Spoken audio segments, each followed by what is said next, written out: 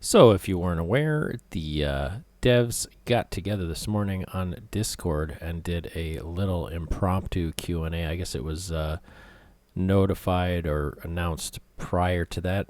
I didn't know anything about it, but I just caught the tail end and decided to go back through, pull out some of the important questions, and just stick them in a video here. So those of you who don't want to go digging through the Discord can get some answers to the proposed questions. This French, yes. So no intro or anything like that. Let's go ahead and get right down to it. I am going to start with what I thought was my favorite question right here. So Jake Arver says, why are the effects in this game so overdone and unnatural looking in many cases? For example, the dust cloud created by flattening tool is way overdone and too thick. The new shield effect is way too strong. Surfaced harvestables look like they were hijacked from Candy Crush. The warp star fill is way too pronounced and present. But still. So the answer to all those questions, I know you're waiting for the thrilling answer to this one. And that comes from NQ Sesh, who stated, it's always a work in progress. We keep improving the effects. Some of them already are in the second version, and some of them are just in the first iteration. Even though it's not always front and center of the patch notes, we have ongoing effort to improve VFX. Granted, we started fairly late on our work in the VFX, so there is still work to do. It's also a fairly subjective topic. Someone may like a VFX that someone else will hate. So there you go. Sesh obviously likes the VFXs, even if you hate it. I know, I'm putting words in people's mouths, but it's funny. So moving on to another question here, we have this one. Would you consider allowing the minor calibration efficiency talent to work through VR? MU calibrations are turning out to suck all of the life out of the game. Is turned into a second job. The answer to that, in short, is no. Basically, surrogates do not have talents, therefore they will never have talents, etc., etc. NQ Wave does go on to say that you can organize, people to help you with the charges. Maybe that would be good, or basically get some friends.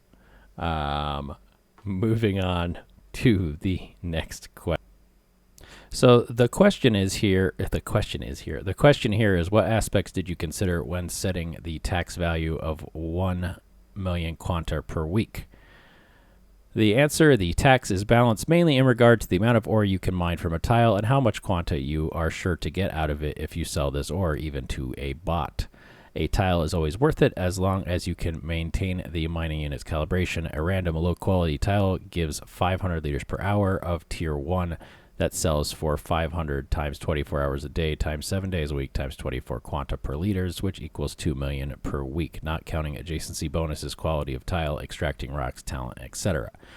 Okay, this says a couple things right here. At least from what I've scanned, very rarely are you going to find a tile with one resource that's 500 liters per hour, so you're talking about multiple resources, right? So you're talking about having at least 5 miners going on one tile in order to give you that 500 liters per hour of Tier 1. That also ensures that you have 5 charges to continuously update them, and it also makes a big statement here that when they did the computations, they were considering that each tile you own is going to be producing quanta, which is great if maybe you're a solo player and you have one tile and maybe another tile for, your HQ buildings and all that stuff. And yes, I know you get up to 5 HQ tiles for your personal self, but if you're in an org and you're trying to make like a whole building, or in previous iterations, I know a lot of orgs had like whole cities for their members, where everybody kind of had a core and banded together and all that stuff. Well, unless you're going to slap miners on each of those tiles, inside someone's living room, so to speak, then you do have tiles that aren't earning quanta, which is going to cut into that computation. So that means that your tiles are going to have to earn a lot more than just 1 million profit per week, so to speak, right?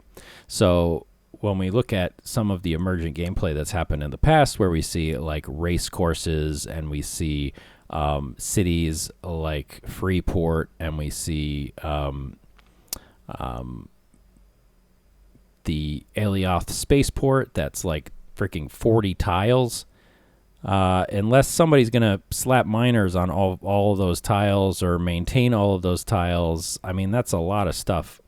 I can see a lot of this stuff getting dismantled. So, a lot of the kind of emergent stuff, race courses, people are already talking about pulling up the race courses. Who knows if Alioth Spaceport's going to stay the way it is, and all of those fly-ins that we had in the past are going to stick around. So I kind of disagree with this. I kind of think it needs to be recomputed with the thought that not every tile is going to be producing profit. So, some tiles might just have a shop on it that doesn't maybe sell enough to make up for that. Maybe it will eventually, maybe it'll work out, but who knows? So that's something to think about. Hopefully that gets across in some of these things, right? I've already heard a lot of people are going to be pulling up their stuff and moving into space, or just stacking all their crap in one tile on Sanctuary. So it kind of sucks. I hate to see a lot of these really cool designs, buildings, everything else disappear. Speaking of disappearing, let's go on to our next question here.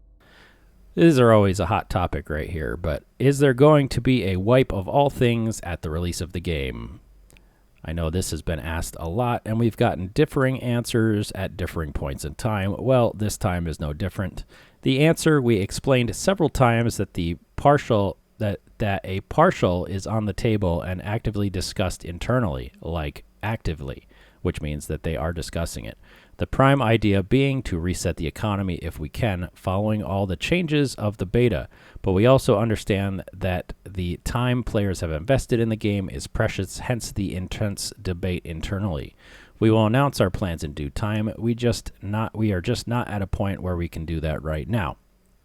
So previously, it was stated that there would not be a wipe at all, or if there was a wipe, it would just be something like what they did with the ground, filling in all of the holes and such.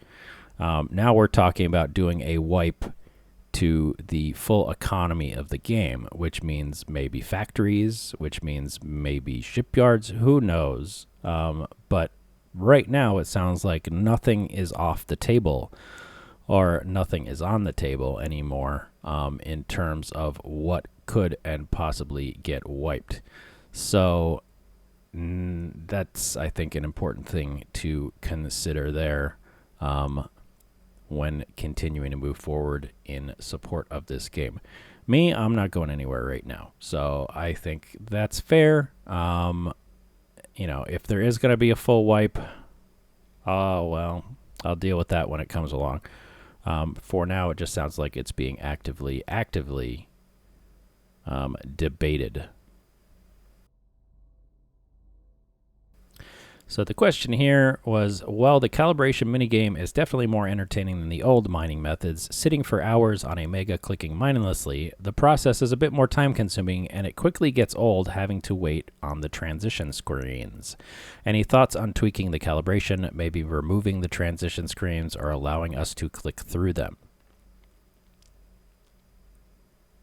The answer, if the process is too slow, you can always skip the whole minigame to only get the basic calibration, but you lose the potential calibration bonus and extracting rocks. Skipping animations specifically is a quality of life feature we could look at. So, in short, not right now. Maybe in the future. Next question was about the new player experience, and that let me just read it. Right now, the new player experience is bad. It is designed that new players have to farm surface rocks to the extent it is at right now. The answer from NQ Sesh: we are working on a brand new first-time user experience. It's in the roadmap, but will be released next year. It will be more adapted to the recent changes to the game. I don't know that he's talking about the new player experience will be released next year or the roadmap will be released next year, but eventually we will get a new player experience that apparently does not revolve around just mining surface rocks for hours. Up next, we had a multiple question dump. So let's go through these. Is it possible to take the gambling factor out of the mining unit system? It is always a risk factor that you cannot influence, and sometimes it is the question of profitability, ores, and taxes. Answer: we designed the minigame so that it is more skill-based than luck-based. Disagree, but there is indeed some luck involved. We do believe that some luck is a good thing in such a system. Also, there is a risk-reward mechanic where you might accept an advantage extracting so that you can keep some battery and normal calibration bonuses. I don't know. It seems a lot more luck-based to me. I mean, from the amount of calibrations that I've done so far. But we'll see. Maybe it will change down the road. Question number 2, is it possible to enable all skill points on the mining units VR? Or I think this was already talked about. The answer to that was no. Question 3, at the moment, a lot of quanta is taken out of the game by taxes. At the same time, the VR restrictions on missions prevented quanta from coming into the game in sufficient quality. Is that really the way this is meant to be? Answer: we are monitoring quanta sinks and faucets. Before Demeter, or I think that should be we were monitoring. Whatever. There were too many facets and too few skins. We added a new sink, TU fees, and reduced a faucet missions. Balancing those is totally something that is possible in the future, but we think we went in a good direction, and we believe there is too much currency in the game before Demeter. So, yeah, if you didn't notice, missions got a little nerfed. You can't VR to pick up and collect anymore. So basically, if you have a bunch of alts, you can still do the same thing you did before, but no more VR jumping all over the place and having one person haul like an entire org's worth of stuff. And then, the faucet is the 1 million quanta per territory. Question 4, it seems to discourage a lot of players from logging in to pay their taxes. Frustration has arisen among many players. Some are moving back to Sanctuary, and some are simply leaving the game and canceling their subscriptions. Wouldn't it be enough if the headquarters could also be exempt from tax and at the same time be used for industries? This would certainly make a positive difference for many players. The answer: we could consider that industry units could work on headquarters tiles if that was a pain point. So if NQ gets enough players crying about the inability to do industry on headquarters tiles, they may change their mind. At least that's the way I read that. So don't forget to cry on the forums and Discord whenever you can. But seriously, do. I'm joking. Okay. So next question. Are there any plans for events to bring players together in PvP space as there were in the late 2020s? Things such as event ships or asteroids made entirely of one type of ore, as an example. Currently interaction in PvP space is almost always a one-sided fight with no real fights between dedicated warships occurring. I don't know about that, but the answer is we have plans for more events, yes, though not specifically geared towards PvP. But some of the features that will come in 2022 will help create more opportunities for PvP, yes. More info coming soon on the topic, so likely we will see some information on that in the new updated roadmap that we will be getting next year. Hopefully it's something more expansive than, hey, we dropped this wreck over here, go find it, and, there's some ore and stuff, and you can salvage. I'd really like to see an event that maybe has some story behind it or has some other things going on that add to the lore of the universe maybe, which would be really cool, since really all we have is, hey, Ark ship landed, you do things. Anyway, next question. From Gachar, our beloved shirtless streamer, it takes over a week to get all of your mining units calibrated close to 100% and be at the point where you can try to keep them there. After a week of absence, however, you would have to start over again. Weekend players don't even have to bother getting mining units. Do you think DU is a game for casuals, RP players, weekend warriors, and others who are not playing in the regular profit-oriented way? The answer to that, which kind of ignored the last part of the question, was from NQ Entropy. Mining units do not have to be calibrated to 100% constantly or be perfectly optimized to turn a profit after territory tax. Players can play at their own pace, and logging in once a week should be enough to keep your mining units at a reasonable level and making money. We don't expect you to calibrate your mining units every day. Now, if you're looking to maintain 5 to 6 territories and achieve the most profitability, that may require you to log in more than once a week. The takeaway from this answer: if you're a casual, don't have more than one territory. That's basically what I read there. Next question. Harvesting ore stones that are spawned after calibrating mining units requires players to hold the left mouse button a lot. For some players, this causes wrist and or finger pain discomfort.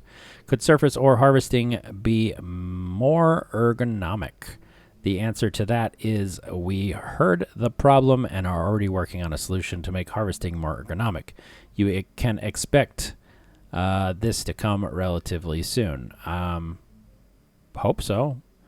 Personally, I don't know why the whole middle mouse button auto mine thing couldn't be just slapped onto the ground miner as the harvesting tool, whatever it's called, fairly easily. So I can see this coming online pretty quickly. Next up, get another multiple choice or multiple answer question, answer thingy, answer question. Answer question, question, answer. Can we magic BP Softway Alioth? Best tiles have mostly unused by people no longer playing. The answer: taxes and territories becoming unclaimed should fix that. If these players are not playing anymore, at Demeter plus 4 weeks, their tiles will be unclaimed and you'll be able to claim them. Number 2, can we make it to where sanctuary TUs can be moved? Answer: not right now, but if it becomes necessary, it is something we could look at. Question 3, make sanctuary tiles resources uniform identical on every T1 resource pool. Answer: we are looking at it. It is very probably something we will do as soon as possible. We will surely have a small variation, but with a minimum of 100 liters per hour for each tier 1 ore, which would be good because Sanctuary is kind of all over the place right now from what I'm seeing. And, luck of the draw, since new players are basically not going to have territory scanners to just slap around and find the best spot to drop their territory unit when they first start playing. It would definitely be helpful to have at least 100 to 200 liters of ore pullable for them to get started, especially with that tiny little miner that you can get for mining on Sanctuary. One of my favorite topics: large air brakes changed the direction and you asked us to plan our ships accordingly with the direction for them now facing up versus forward.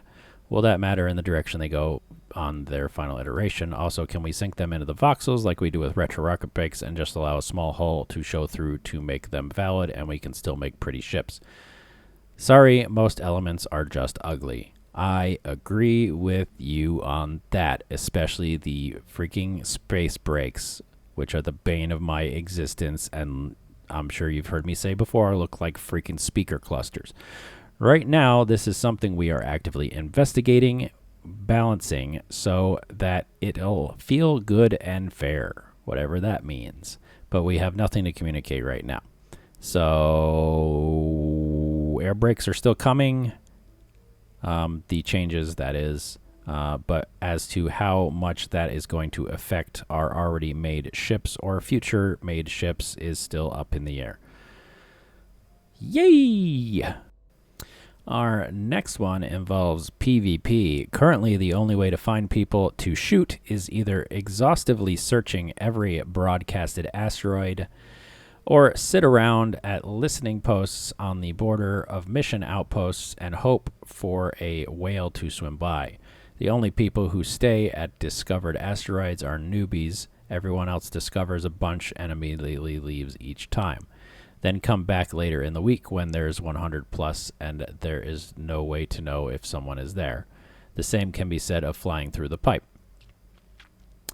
The answer from NQ Entropy, again, there's a lot here, so I'll stay broad. We know there are lacking conflict drivers right now for PvP. Asteroids were never supposed to take the brunt of being most of the PvP activity in the game. Grand view of things. We want to keep addressing reasons for PvP and have at least one main PvP focus activity in the future. Or is that one mainly PvP? I would think it would be one of many PvP focused activities in the future, but okay. One mainly PvP focused activity in the future. In regards to asteroids specifically, we see no issues with miners doing their best to stay safe and avoid being attacked while mining. We didn't budge when miners asked us to change the broadcast timer, and they've adapted to it naturally. Nobody is owed close to perfect knowledge of when an asteroid is being mined or not, nor do miners have to bring valuable ships if they don't need to. Being able to drop items is something we've looked at, and something that has a lot of technical limitations. This isn't something we're against from game development point of view, but it's not easily done. In regards to long-range detection of some form, that is something we've considered and are not against, but there are no plans for it right now. Pretty straightforward. I guess we'll see when we get the new roadmap what these main PvP-focused activities are going to be in the future. I, for one, am looking forward to it, though I still think there is a lot of balancing needing to be done, especially with small ships basically having no purpose in PvP right now. So our final question here. So now that Orbots have become an integral part of gameplay, are there any plans to fix the economy so we won't need them at some point? The answer, bots are actually here to make the economy work, which is contradictory to things I have heard in the past about them getting rid of them. But we monitor the sinks and faucets of the game. They very much like sinks and faucets. And ore buying is a significant money faucet, and selling schematics is a big sink. We don't want to get rid of those. The third type of bot orders is that bots sell basic small elements and fuel. Selling elements is intended for newcomers. As for fuel, that is something that could be changed if needed. We monitor prices and market activity and look at that. So, yeah, it doesn't look like bots are going anywhere. In fact, it looks like we're going to start seeing bots selling small elements and fuel, thus cutting into that profit margin, I guess, a little bit. If you're also one of those people who sell small parts to like new players and or fuel, which has gotten kind of expensive lately. So maybe that's a good thing. Maybe it's not. I guess we will have to wait and see. I have never actually been a fan of the ore buying bots because they pop up. Everybody dumps as much ore into them as they can to get those nice prices, and then the price of everything drops dramatically. So maybe good, maybe bad. We'll have to wait and see. This obviously was not all of the questions that were in the Discord discussion. I did pick pretty much the main topics. However, there were a couple like really long, detailed ones that I just didn't want to read. That makes me sound lazy, but yeah, pretty much lazy. So if you want to go ahead and take a look at the official Discord, there is a pinned channel over there that is, what was it called? QD Team Q&A December 1st, which is pinned under the community list of channels. So you can go there, you can kind of parse through all that stuff if there's something that I did not touch on. As always, if you have qualms with this, with any of the stuff that was stated, I would say take to the Discord discussion groups, take to the forums, let your displeasure be heard. Don't just say, I'm going to quit this game is garbage, I hate it, I'm leaving. Let them know how you feel, why you feel the way you feel, and do as much as you can to make noise, kind of, and be polite about it. Don't go in there and be like, fuck you, devs, I hate you, I hope you die.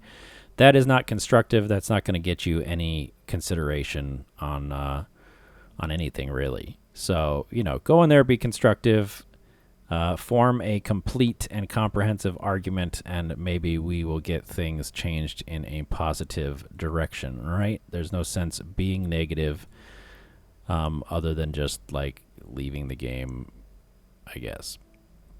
Anyway, that's it for today's video. If you liked the video, don't forget to like, share, and subscribe. It does help all content creators on this platform. And if you want to be notified every time I drop a video, go ahead and hit that bell icon. That will pop up annoying things on your YouTube saying, hey, RobRantz posted a new video. You should go watch because you hit this bell. Otherwise, I look forward to hearing your comments down in the comment section. And as always, I will see you out there in space. Stay safe, my friends.